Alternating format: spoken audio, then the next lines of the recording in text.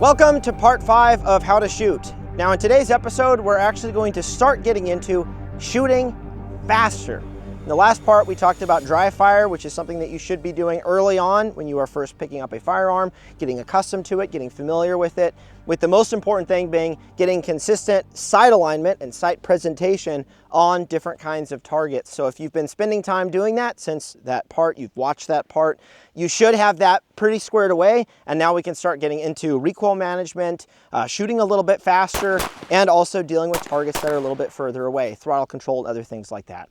Now, unfortunately, for the point of instruction that I'll be going over in this part, you are going to need a range that allows you to fire more than one round a second, and also being able to shoot targets a little bit further back. In this case, I'm using a target at 25 meters. I may even go back to 50 or 40-ish, somewhere around there, because there are certain things that's going to affect when it comes to what I am seeing in relation to my sight, in relation to that target. And while you can simulate, small targets up close, psychologically, it is not the same as shooting a target further away when you can see, oh, that is actually further away. It's 40 meters or so, or even longer than that. So if possible, try to find an outdoor range near you that has bays similar. It's not going to be exactly like this, but bays that are typically 25-meter pistol bays where you can then conduct your rifle, your AR-15, your 5.56 training, as well as your pistol shooting. But if you don't have a range like that near you, you could still do a lot with dry fire, just like we talked about in part 4. And there might be a few things you can take from this video that you can take to your indoor range. Maybe your indoor range does not prohibit shooting, faster than one round a second. But in order to get really good at shooting, you are going to need to find a place that actually allows you to shoot properly. So starting off, we are going to talk about acceptable sight picture. So for this video, I have a M&P 16-inch rifle with a flash hider and a red dot. Like I said earlier in other parts, you do not need any sort of crazy firearm to begin training. All you need is some sort of rifle with what I recommend is a red dot, some sort of a non-magnified optic you can use for just working on fundamentals. And then I'm using my Glock 17 with a red dot. Again, a very simple firearm. Many of you guys probably own something like this. Nothing super crazy going on right here. Stand by.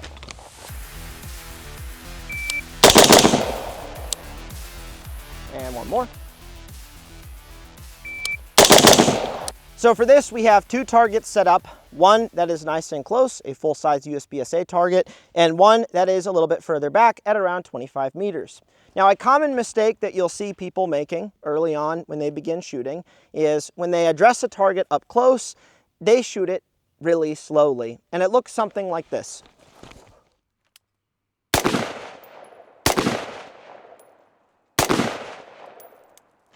And it's because they're not accustomed, or maybe they aren't allowed to at their indoor range, to shoot a target much faster than that.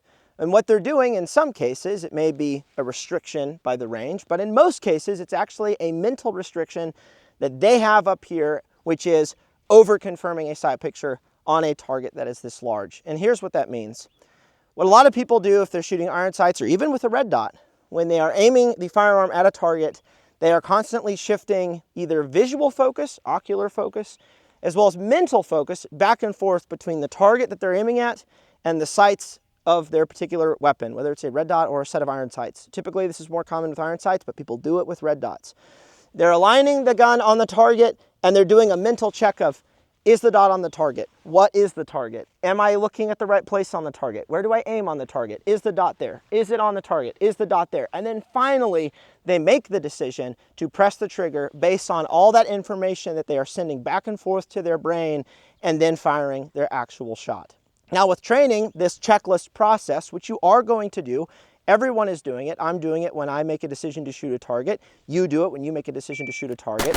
But with training and reps and approaching certain drills in the right way, we're going to speed up that process of making a decision to actually fire a shot. And in this case, we are going to utilize something called reactive and predictive shooting. Now, historically, I used to teach this methodology as a flash sight picture and a more clear, detailed sight picture based on how close or far the target is. And the concept is, if I have a large target up close, I don't need a really good sight picture. I can just bring the gun to the target, see a flash of the red of my dot, or maybe a pretty blurry sight picture with iron sights, and I just start rattling off rounds, and for the most part, I'm good to go. And in most cases, you'll be fine doing that. When I transition to a further target, well, that's where I need to start processing a better sight picture mentally and visually on the actual target itself.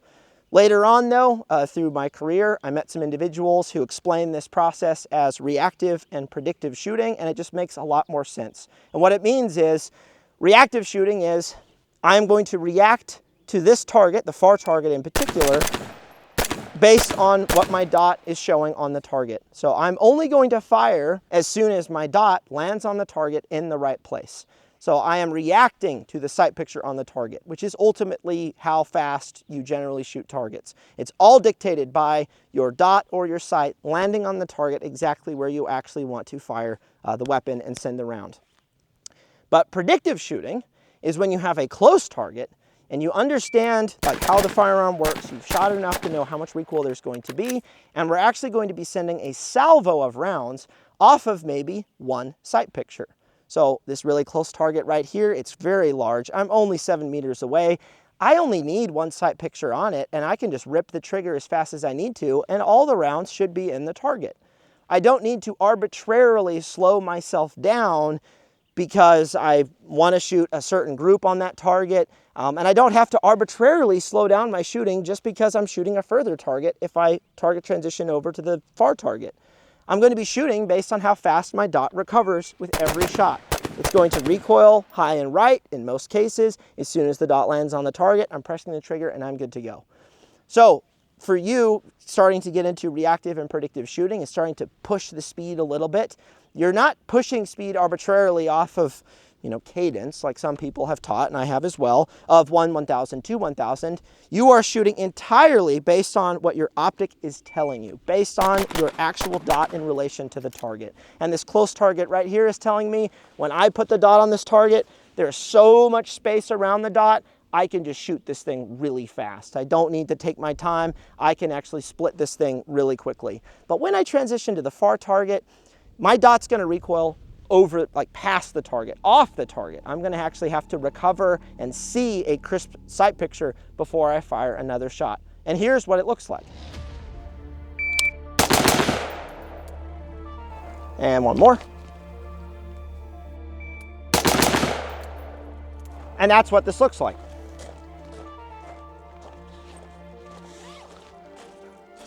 So on this target at this distance, I'm getting a single sight picture on the initial presentation, and I'm just ripping the trigger. And with good recoil management, you'll see I can keep all my rounds in the center of the target. Now on the last rep, I was a little bit looser, and as I fired those rounds off, one jumped up here in the Charlie. And that's where the recoil management is going to make or break how fast you can shoot a target like this predictively. It also will apply to how fast you could shoot a target further away reactively, because you're only going to shoot as fast as your dot returns to the target.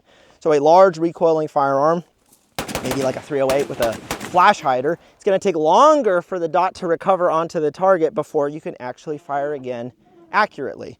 And that's why recoil management is a huge part of shooting accurate, is you just need the dot to return to the same spot every time. And the better you can control recoil, the better and the faster you're going to be shooting that target. So this is what predictive shooting looks like. I know roughly how 5.56 recoils. I have enough experience shooting it. I'm pulling the gun nice and tight into the body. My initial sight picture is good. Then I can start throttling off rounds. And I recommend, as you begin doing this on a close target and building that speed and that familiarity, shoot 3+ rounds. Shooting a couple rounds is not going to give you a whole lot of information. You'll have a good initial sight picture, most likely, so an A-zone hit, that's solid. And then your second shot, will be up here, a little bit higher. Maybe it'll be center because you're letting the gun recover fully before you fire. You're not pushing yourself a whole lot. But it's only an extra data point. It's really only one data point. You got one data point for your initial sight picture, and you have one data point that's like way out here somewhere. But you start firing 3 or 4, now you actually have a pattern, of what's actually going on with the rifle or with your handgun.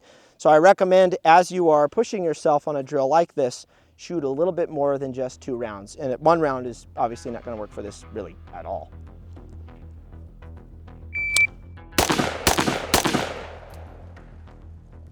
One more. Stand by.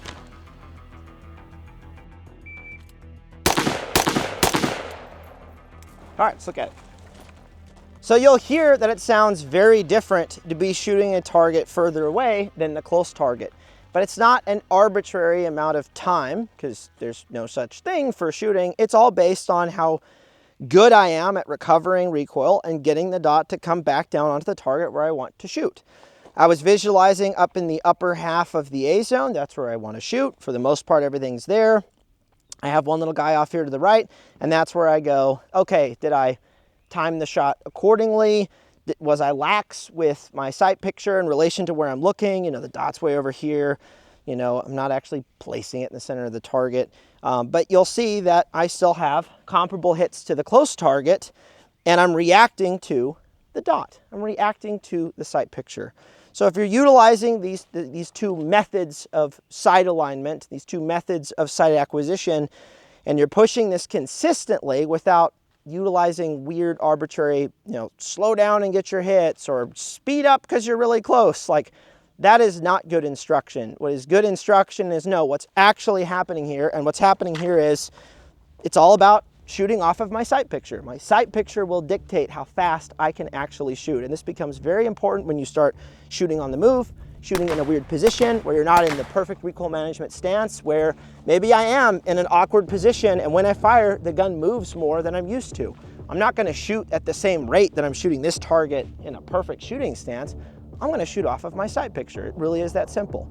And like I said, when it comes to shooting on the move, there's a lot more movement in the gun. You're gonna be off the target, on the target, you can actually take your shot. So for this, you have a far target and a close target. This allows you to do pretty much everything that you need to. And then when you're ready and you're used to, you know, shooting off of one sight picture, getting comfortable, getting all those A-zone hits, also being disciplined and comfortable at letting the gun, you know, recover in recoil and seeing a sight picture before you fire again, then you could start putting both targets together in the same drill.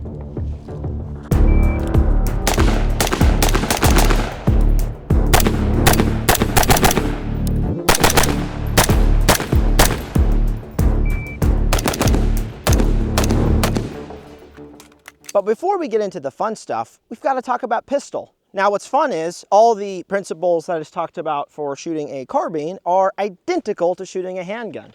I have a sight on here, it's a gun, I pull the trigger and I decide when it needs to go off and where I want to put the bullet.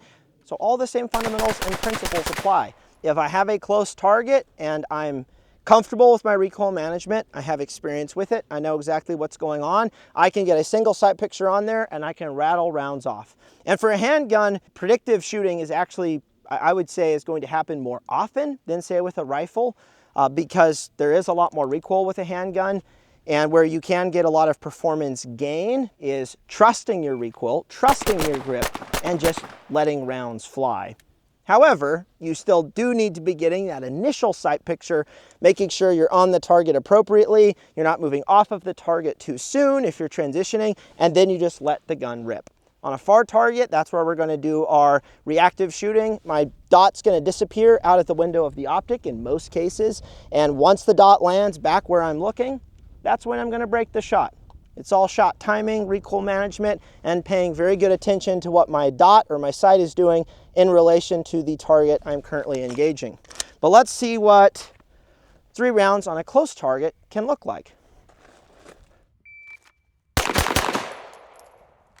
little slow, but it's okay.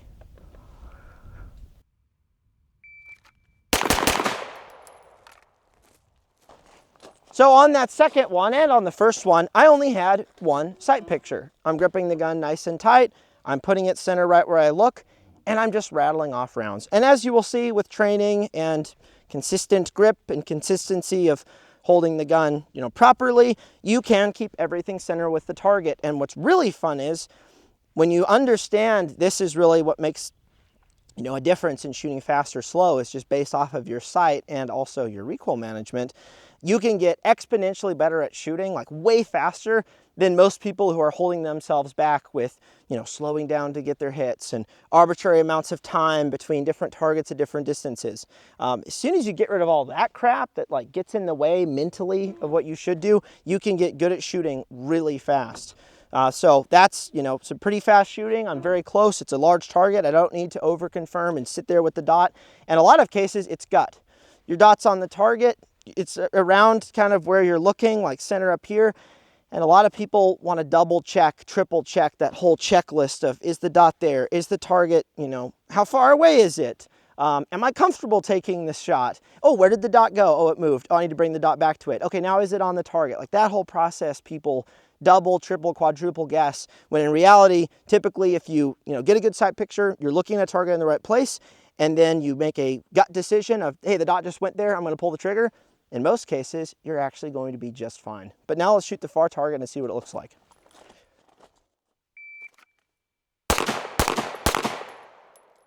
All right.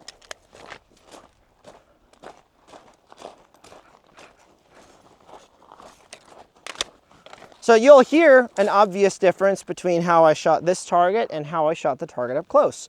Because my dot is flashing off of the target a little bit. It's actually kind of moving up here into the head box, but I'm not trying to shoot the head box. And I'm letting the dot settle to where I'm looking, which is up here, sort of upper half of the A zone, and I'm good to go. Now this is where you could start doing a little bit of some diagnostics and go, wow, this is really close. You know, maybe I should speed up because I have a little more space in order to shoot and get A zone hits, and you can start playing with that a little bit. But for the most part, you just need a lot of reps on targets at different distances to get accustomed to, and this starts to like build up in your brain of kind of what you're going to expect in a certain target engagement. So when I shoot a target at 25 meters with a handgun, I know roughly how I'm going to need to shoot that. I've shot that target a lot. I know it's going to be slower shooting, technically, than a target up close. But I should be able to push the speed as long as my recoil management's good and my dot is recovering to the same spot consistently. And what's really fun with this concept, and this is just how shooting works, is theoretically, if you had really good recoil management, there is no reason you couldn't shoot this target this far away any slower than the target up close. The gun is still recoiling the same amount. The recoil doesn't increase as the target gets further away. And as long as the target is large enough to absorb impacts in that how much the gun is recoiling, I should be able to shoot this target just as fast as the target up close. But that takes a lot of training. It takes a lot of consistency. There are some guys who can do that, and that is the ceiling of really how good you can get at shooting, is how far back you can take a target but still shoot it just as fast as a target up close that you're so used to shooting just really insanely quickly. So that's what it looks like for a handgun. It's very similar than a rifle, but let's actually start adding both targets together and seeing what happens.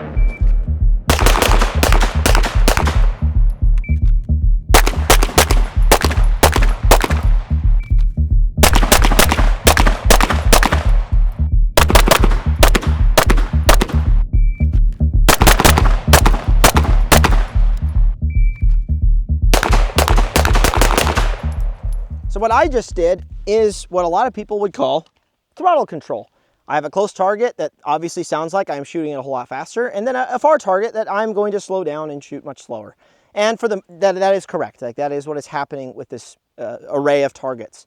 And what I recommend is when you start doing this, swap back and forth. Start with the close target and start with the far target. And what you'll actually start to notice is your shooting changes completely based on which target that you start with. And I'll explain why. When people have a very close target and they're starting to get into the habit of speeding up on the close target because they realize that the gun doesn't recoil a whole lot, especially if it's a rifle, and I can get a single sight picture and just rattle rounds off, that's just what they expect to do on any target that's up close, and reasonably so. The downside is a lot of people, when they are untrained and they haven't shot a lot, is they take that same aggression and they apply it to all the rest of the targets in the stage or in the array or in the drill, regardless of how complicated or far away they are. If it's a target with like a hostage target in front of it, they shoot at the same speed as this open target that does not have a hostage on it. If it's a far target, they shoot at exactly the same speed as this close guy. And to some extent, that could be really cool. Like if your fundamentals are there, you're consistent with your recoil management, you're consistent at keeping the dot like where you're looking and not dragging on and off of the target, you can land really good hits shooting really aggressively, even if the target is far away or has a partial no-shoot like hostage on it. But in most cases, that's not what happens with new shooters. They're going to burn the target down really far away off of a single sight picture, have a bunch of misses, and that's just why they miss in the first place. But likewise, if they begin the drill on the far target, what you'll see a lot of people do, whether it's rifle or handgun, is they will begin the drill slow. Because psychologically, they see it's a far target. They know they need to slow down to shoot it. Maybe it's a risky shot. There's a no shoot on it or something. And they go slow on the draw. They get it. Often their grip actually like loosens because they're not, really clamping down on the gun, the handgun or the rifle. And they take their slow shots on that target because it's far away. And then they continue that speed through the rest of the array. Even if there's a target right here that's this big open target, it's really easy to shoot. They just shoot it really slow and for no good reason. So when you have a drill like this, make sure you're addressing each target for what it is. I don't need to shoot the close target slow because I shot the far target slow. And I don't need to, and I probably shouldn't shoot the far target fast, just as fast as I shot the close target. So you want to start getting into the habit of, if I'm starting on the target in the back, which is going to be a little slower, that doesn't mean my draw has to be slow. My draw can still be fast. I'm going to practice that in dry fire. And when I transition from the close target to the far target, I'm going to respect my sight picture and I'm going to respect the target adequately, that my dot lands in the right place to shoot, and I'll be reacting to my sight picture. What's really nice about this particular drill right here, we have one target far, one close, is this is the majority of shooting fundamentals and principles all condensed into one target setup. I don't have multiple targets for different distances. I just have far and close. Like, that's all I'm dealing with. And you can stretch them. You can move them however far you want. You can move one at 100 meters for rifle and have one at 7. So you burn a target down really close with your rifle and then transition over and take, you'll have to take your time probably at making sure your sight is actually on the target as you finish firing off all those rounds. For a handgun, it might be, 5 meters on the close guy, and then you transition to 50 meters, which is going to require more finesse of your sight picture than the close target. So I recommend you spend a lot of time with this target array right here, starting on the far target, starting on the close target, moving distances a little bit, maybe changing up the round count, 3 rounds, 4 rounds. If you get really solid at addressing both of these targets in the same drill or even separately, and you're shooting off of your sight picture, and that's what you focus on, nothing else. It's just, what is my dot telling me, or what are my sights telling me? That's how fast I'm going to fire. You are going to get good at shooting very quickly, and I wish this is what I had focused on when I first started shooting, because I had a lot of arbitrary crap that I was taught and that I thought I knew that just slowed me down a lot. So I know what we just showed wasn't anything super fun and exciting, although it is difficult to master, and it's something that you should be practicing probably every time you go to the range while you are starting out. Close targets, far targets, linking them together, maybe adding another one, adding in a no shoot or some sort of cover so you don't see the entire exposure of the target, and start to play around with just how fast you could shoot a target at a certain distance with a single sight picture, and you're just predictively just burning it to the ground. 6 rounds, 5 rounds, 4 rounds, whatever. Just play around with it, see what you can get away with, and then as you get better at shooting, you'll see, wow, I can actually push some crazy speed even on further targets, like 50 meters away, just like sending rounds off of pretty blurry sight pictures. I'm not seeing this crystal clear, dot on the target every single time, but I'm, comfortable and confident with my recoil management, my stock placement, how I'm consistently pulling the rifle tight to the body, my stance, that I can just level the gun and send rounds. But let's talk about taking those fundamentals and actually applying them to something like this stage that you all saw at the intro of the video. There's all this movement and stuff that's happening, and like a reload for my pistol and whatnot. But ultimately, on every single one of these targets, I'm just replicating the process that I showed on those 2 targets earlier. I'm either shooting really fast because the target's up close and I don't need to see a whole lot of my dot. I can just see a flash of red zinging back and forth. Or maybe the target's further away or a little more complicated due to the angle that I'm shooting it. Maybe it's got a no shoot on it and I need to actually react to my sight picture landing and my dot landing on that specific part of the target that I'm focused on. So on this first position, it's sort of an awkward lean to engage this partial target. Normally, if I was in my perfect stance for carbine or pistol, single sight picture, I'm good to go. I can predictively shoot this. I know how much the gun's going to recoil, and I don't need a lot, even though there's a no shoot. But because I was at a weird angle and my gun was recoiling in a direction that I'm not normally getting when I'm just standing on a flat range shooting perfectly square, I actually saw 2 sight pictures and I needed to react to what my dot was doing on this particular target. Planting on the far target with rifle and even with handgun, it was the same thing. That target's pretty far away. I'm gonna react to my dot on the target. That is what dictated how fast I shoot the target. And sometimes you'll catch yourself. You'll have a target really far away, you'll send a shot, and then you'll go, wow, my dot's already there again. I can just fire again. I don't need to wait 3 seconds to fire my follow-up because I feel like the target's far away, and you can actually shoot really fast. Even with zeroing, you can get the same thing. You fire in the prone or off of a bench, the gun recovers because you're absorbing the recoil so well. There's not really a reason to sit there for 5 seconds to fire another round. If the dot's there, it's where you're looking, your gut tells you it's good to go, send it. Like, there's a very high chance it will be just fine instead of arbitrarily waiting for some, precision takes a long time.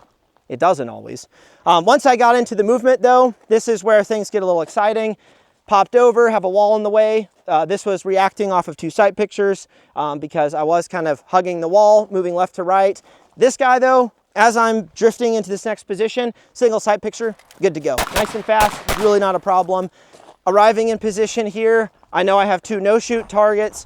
I'm reacting off of sight pictures on these because again, I'm flowing into a position. I'm not waiting till I'm perfectly stopped. So I looked for that red every single shot that I took on these, and you'll see, yep, I got no-shoot hits. So I was good to go. Immediately transitioning into an open target.